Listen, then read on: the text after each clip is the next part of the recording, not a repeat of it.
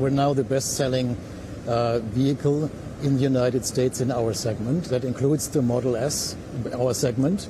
I mean, I don't compare right now the Gravity because we're still ramping up. We're in the phase of ramping up. I guess let's talk again by the end of this year where we stand on the Gravity. But the Air, yes, we see a lot of incoming. We always actually, by the way, had a lot of interest from Tesla buyers. That's not really new, but it has increased. Absolutely. 안녕하세요. 루장입니다. 트럼프 행정부는 관세의 열을 올리고 있고요. 연준의 파월 의장은 금리 인하에 대해서 신중한 모습을 연이어 보이고 있습니다. 그런데도 불구하고 시장은 다행히 큰 하락세는 보이지 않고 있습니다.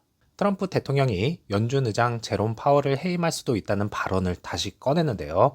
하지만 해임할 계획은 없다는 말을 덧붙이면서 시장은 다소 안도했습니다. 그러나 이게 끝이 아닙니다. 트럼프는 계속해서 금리를 내리지 않는 연준을 비판하고 있습니다. 시장에서는 7월달 FOMC에서도 금리 동결 가능성을 100%로 보고 있습니다. 즉 트럼프의 불만은 당분간 계속될 가능성이 크다는 거죠. 목요일에는 6월 소매 판매 지표가 발표됩니다. 5월에는 소비가 줄면서 걱정이 많았는데 이번에는 소폭 반등이 예상이 됩니다. 특히 주목할 점은 관세에 오른다는 소식에 미리 지갑을 열었던 소비자들이 이제 다시 정상적인 소비 패턴으로 돌아왔는지 보는 겁니다. 은행들은 현재 소비자들 생각보다 괜찮다는 평을 내리고 있는 중입니다. 그리고 목요일 장 마감 이후 넷플릭스 실적 발표가 예정되어 있습니다. 올해 들어 주가가 꽤 많이 올랐는데 이번 실적이 그 상승세를 정당화할 수 있을지가 관건입니다. 또한 TSMC와 펩시코도 같은 날 발표 예정이라서 IT부터 소비재까지 시장 전반의 분위기를 확인할 수 있는 중요한 날입니다.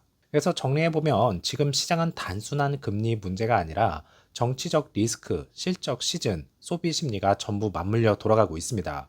특히 트럼프와 파월의 갈등이 다시 수면 위로 떠오르면서 정책 불확실성도 커지고 있지만 증시는 잘 버텨주었으면 좋겠네요. EV 섹터주는 리비아는 마이너스 1.9%, 테슬라는 플러스 3.5%, 루시드는 마이너스 1.72% 하락하면서 2.29불에 마감했습니다. 장 초반엔 2.33불 수준에서 출발했지만 곧 2.23불까지 급락하며 단기적 매도 압력이 강했습니다. 그 이후에는 2.27불에서 2.29불 수준에서 박스권을 횡보를 보이며 마무리됐죠. 하지만 시간 외 거래에서 다시 2.31불까지 반등하면서 심리적 지지선을 회복하는 모습입니다. 하루 사이 오르내림이 있었고요. 오늘 거래량은 약 7,500만 주, 평균 거래량보다 낮은 수준이었기 때문에 관망세와 대기 수요가 공존하는 모습입니다. 오더플로우는 라지 스케일과 미디움에서 매도가 약간 더 많았고요. 스몰캡에서만 매수가 들어왔네요. 루시드 CEO가 트럼프의 관세 정책에 정면으로 반박했습니다. 이게 단순한 정치 이슈가 아니라 우리 전기차 구매자 모두에게 영향을 준다고 하는데요. 자세히 한번 알아보겠습니다. 루시드 그룹의 임시 CEO인 마크 윈터호프는 최근 블룸버그 인터뷰에서 이렇게 말했습니다. 트럼프 대통령이 예고한 관세 정책은 미국 내에서 생산하는 EV조차 가격을 올릴 수밖에 없다는 것입니다. 왜일까요? 바로 글로벌 공급망 때문입니다. EV를 만든다고 해서 모든 부품이 미국산일 수는 없습니다. 배터리, 셀, 히토류, 반도체, 심지어 알루미늄 흑연까지 상당수가 아시아나 유럽에서 들어옵니다. 결국 부품에 관세가 붙으면 그 비용은 제조 단가로 그리고 최종적으로는 소비자에게 가격이 전가되죠. 루시드는 이런 구조를 솔직하게 설명하면서 미국 소비자도 피해자가 될 수 있다고 경고했습니다. 물론 루시드도 가만히 있는 건 아닙니다. 최근 미국 내 공급망을 강화하기 위해서 그래파이트 원과 협약을 맺었고요. 미국에서 정제된 흑연을 배터리에 사용하려는 움직임을 보이고 있습니다. 그리고 또 하나, 일본 파나소닉과 협력해서 미국 캔자스에 세운 배터리 공장에서 2025년부터 셀을 공급받을 계획도 세워뒀었죠. 하지만 단기적으로는 쉽지 않습니다.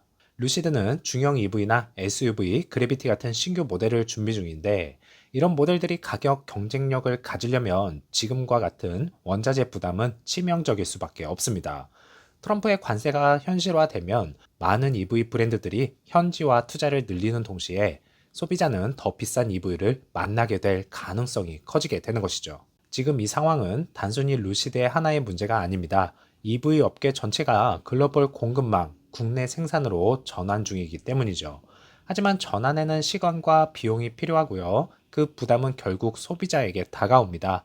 당장은 EV 가격이 오를 수 있지만 장기적으로는 더 튼튼한 미국 공급망과 안정된 가격, 그리고 에너지 안보 강화라는 이점도 기대해 볼 수 있겠네요.